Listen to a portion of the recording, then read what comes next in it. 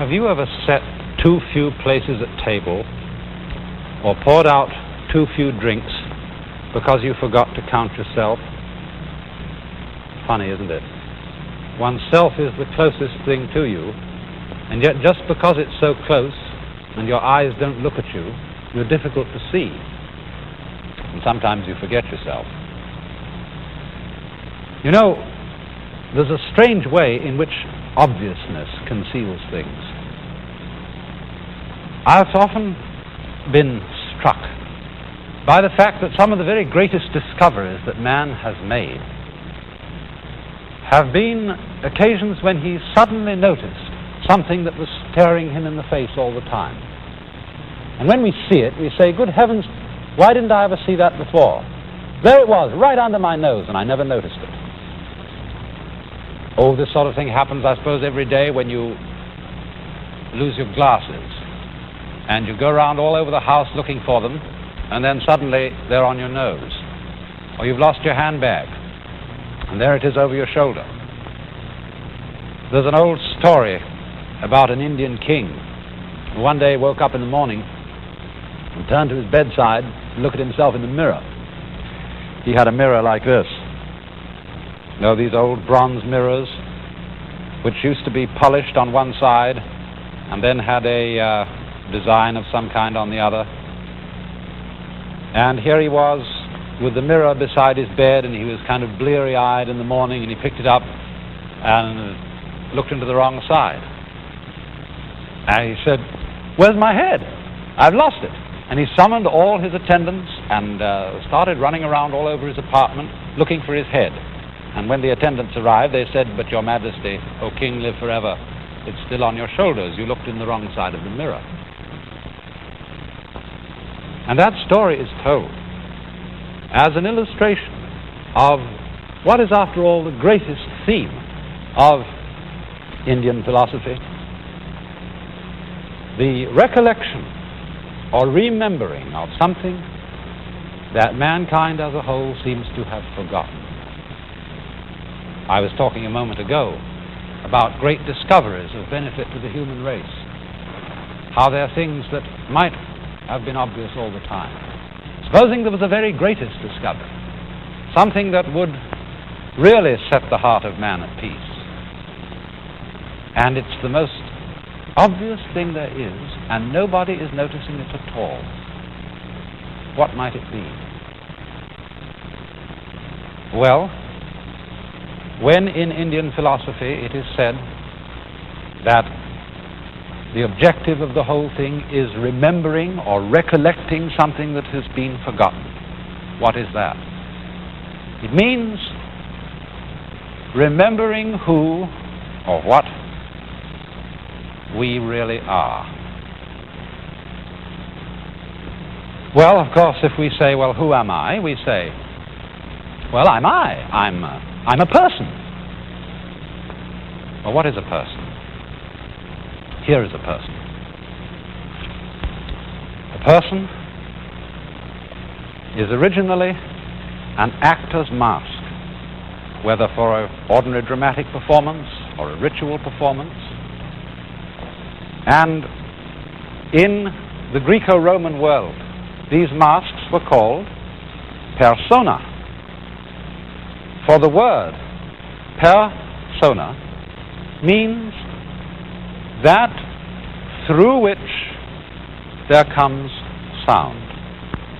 And those old masks, as they were made for the Greco-Roman stage, had mouthpieces that were shaped like a megaphone, rather wide mouths. And so, because those mouths emphasized the sound, persona became the name for a mask.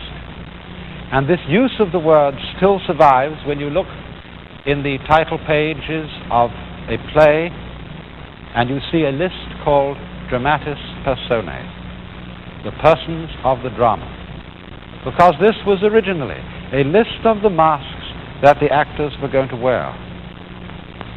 And so isn't it strange that the word person, which originally meant a mask, has come to mean what we really and truly feel ourselves to be.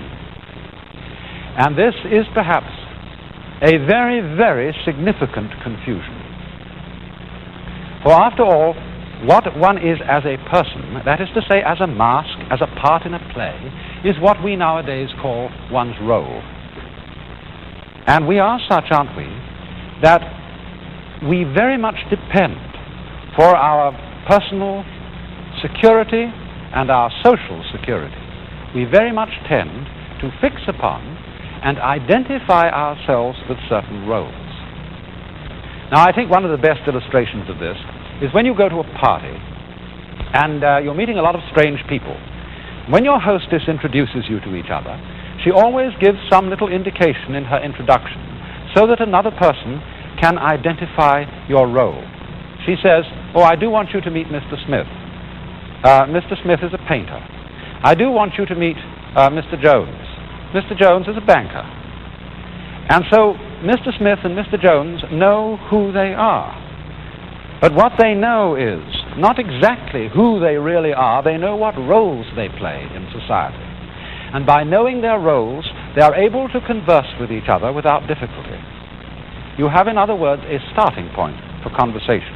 Oh, it may be something so trivial. Oh, I do want you to meet Mrs. Dokes because she comes from your home state. And then immediately the conversation can begin quite easily, talking about one's hometown or home state. And in this way, you know, you can talk with people without ever really meeting them.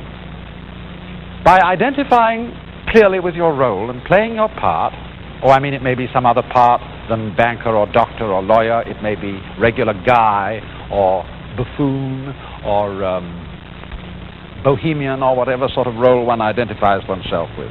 By playing this part, you can completely conceal yourself from other people. You know, the only people who don't really need these role keys in meeting each other are children.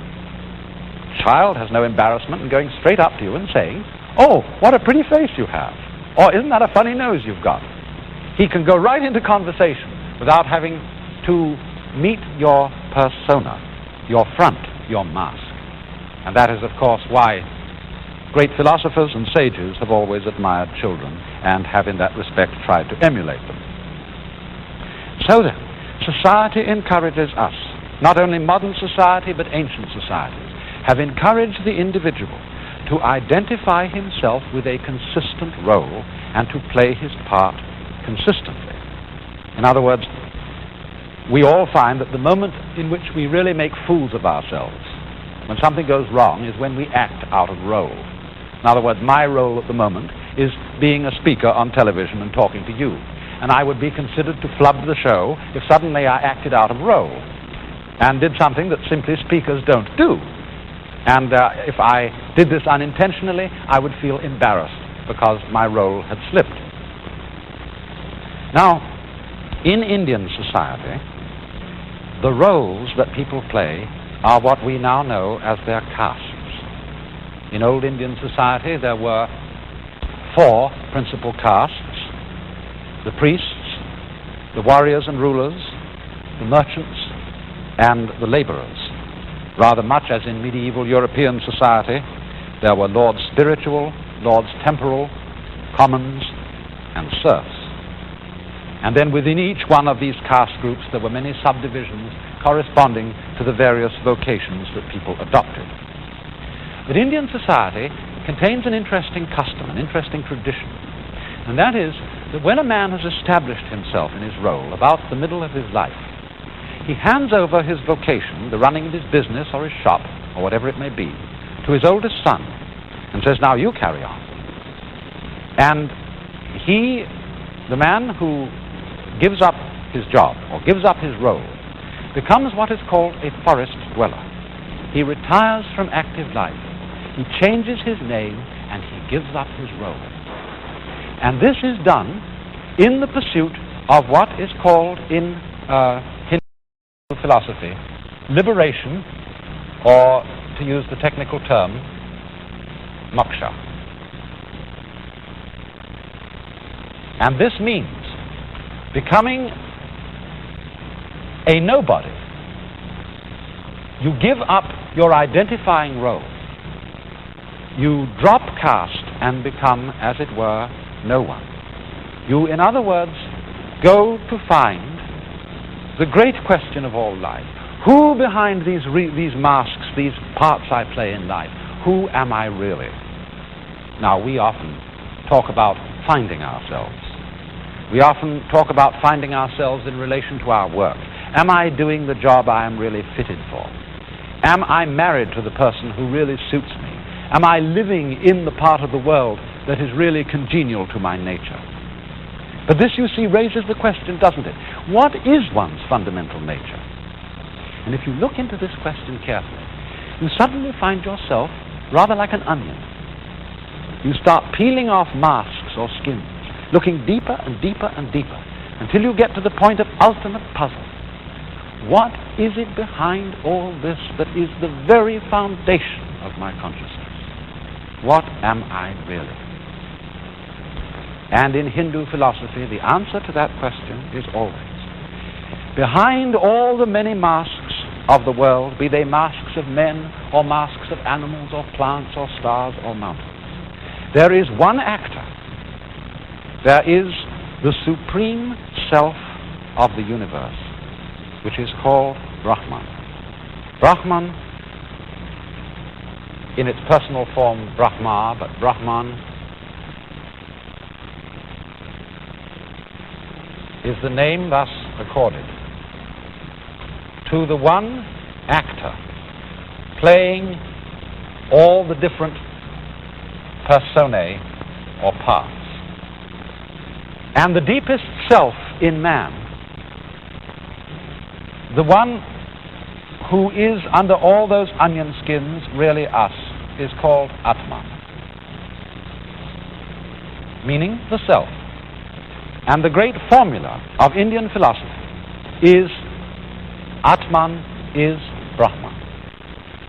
You are not really this role, this mask, whether it be the social mask or the mask of skin over one's body. What you are fundamentally is the Brahman. And so comes this formula which sums up the whole inner doctrine of Hinduism. Excuse me, I've started to write it the wrong way. We'll begin over here. Tat. That means that. Tvam, thou, asi, art. That thou art, or in ordinary English order, thou art that. The very word that in English is, I think, originally from this Sanskrit expression, tat. And this is, in a way, the best word that can be used for the underlying reality of the world. And perhaps I can try and explain to you why. Now, you know, when I was in my teens, I first became interested in this. And I very much fervently wanted to realize what it would be like to experience the whole world as a unity, and myself as being involved in that unity, of being it, of being the one self which is all. And at first I thought, well, I suppose this is a state of consciousness which, if one realized it, all the distinctions and outlines of things would disappear. And the whole world would kind of go blah into a great sea of cosmic jello like this. Or else, I thought perhaps that it wouldn't be quite like that, but maybe everything would become suffused with a kind of omnipresent interior light, something like this. And, but I couldn't make it happen that way.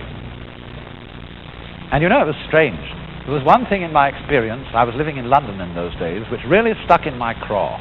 One thing that I just couldn't make disappear into this jello or this infinite continuum of the one ultimate reality, the true self behind everything. And that happened to be a London taxi cab. I wonder if you've ever seen a London taxi cab. They used to look like this.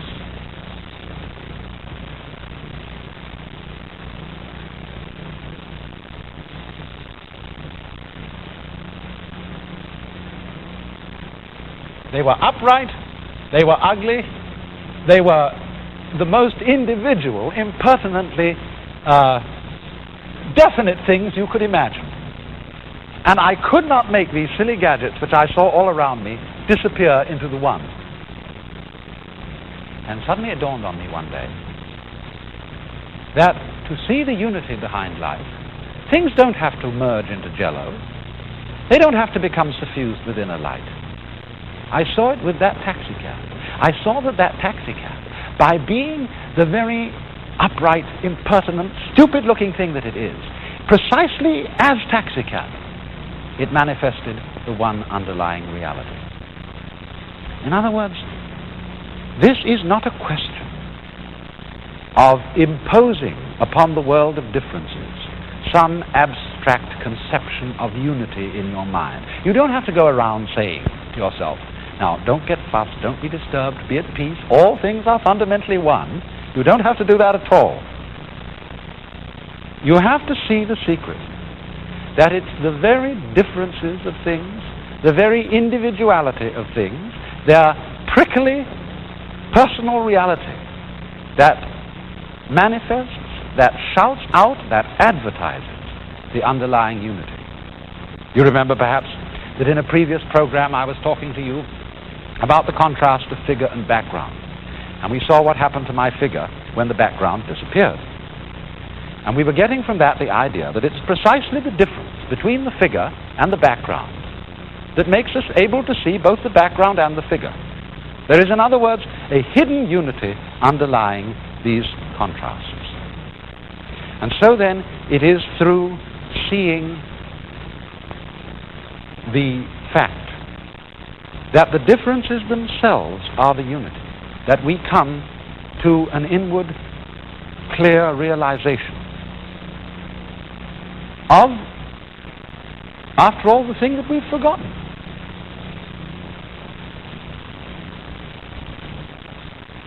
Because going about our everyday tasks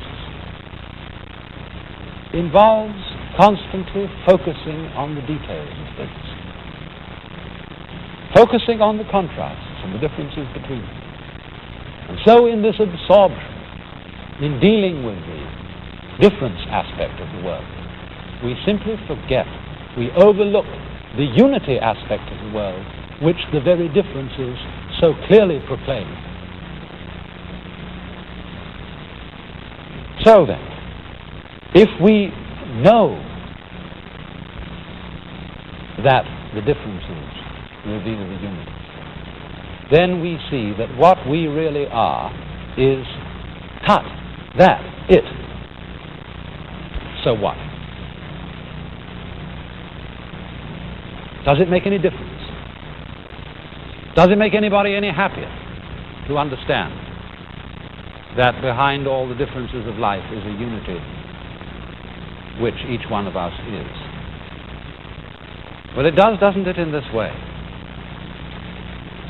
If you really know this, you come to a point where nothing can faze you. For you know that you aren't anymore just the fragmented individual. You know that what you are deep down at the very center is something beyond time and change, the eternal Atman, the self of the world. Now, of course, that just doesn't mean that you become, insensitive. It doesn't mean that you go beyond human emotions, that you're no longer ever afraid, no longer sad, no longer loving other people because you see it's all one, and so it doesn't make any difference. It's not like that. In Buddhism, they say, our object is not to make stone Buddhas, but living Buddhas. A stone Buddha is a symbol of what we might call an ultra-stoic, a person who so represses his fears and his emotions that he doesn't have any left. And they say, well, if that's your idea of a sage, a rock will do just as well.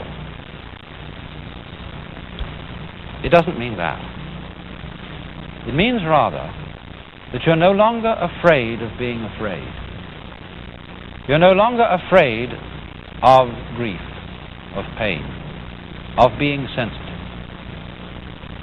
You're no longer afraid, in other words, to go into life with total zest.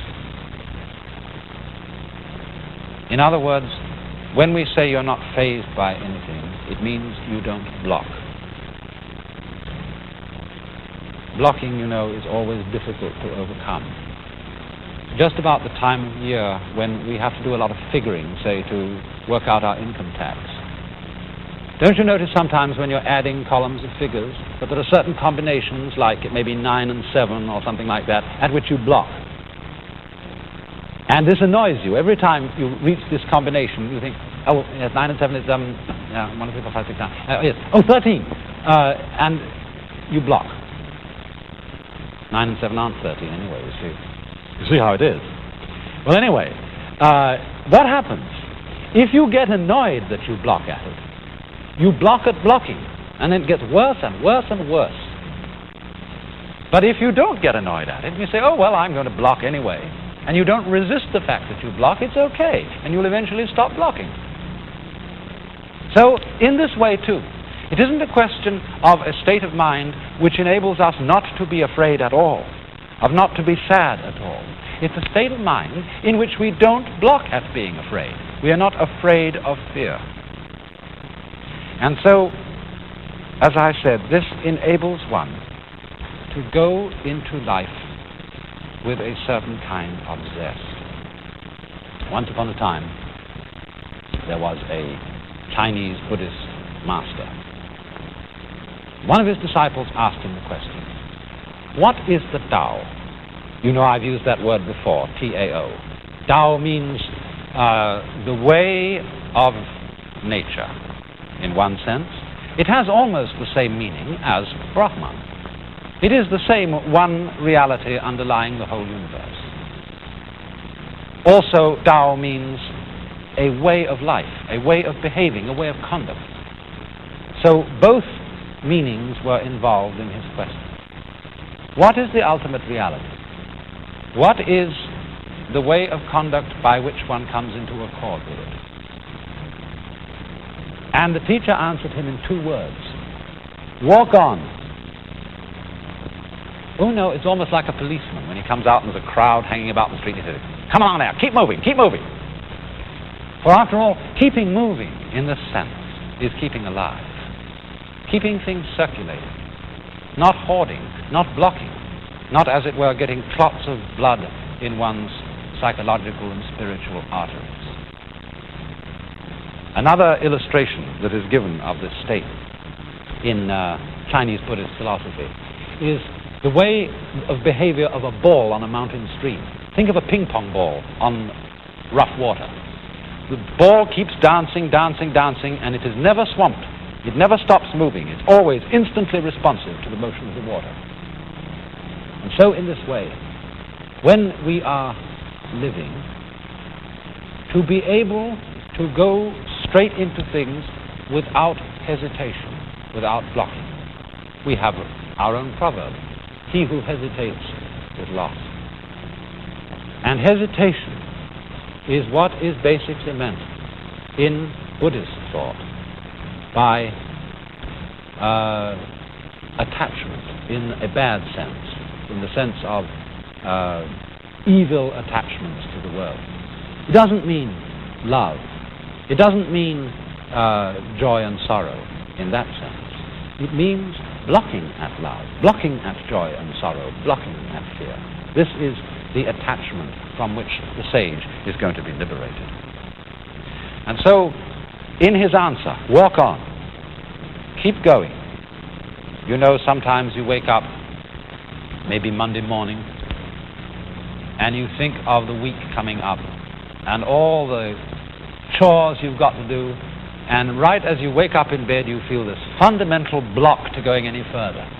You think, oh, I wish time wouldn't go on. I'd just like to lie here and let it stop. I don't want to face it.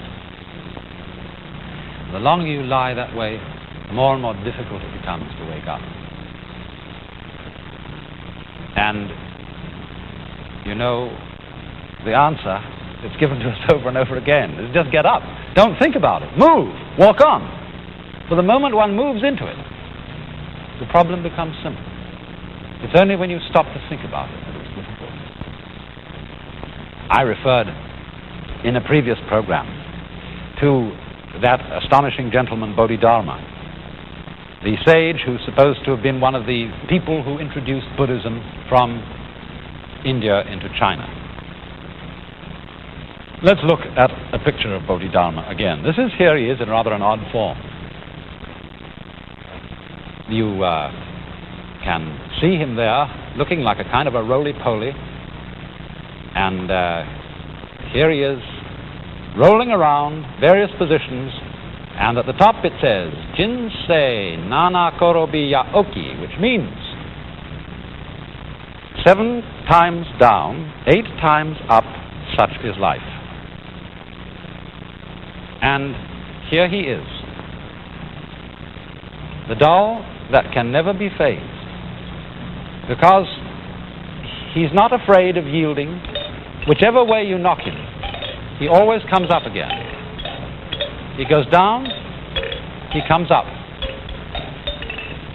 You can never defeat him. He doesn't block.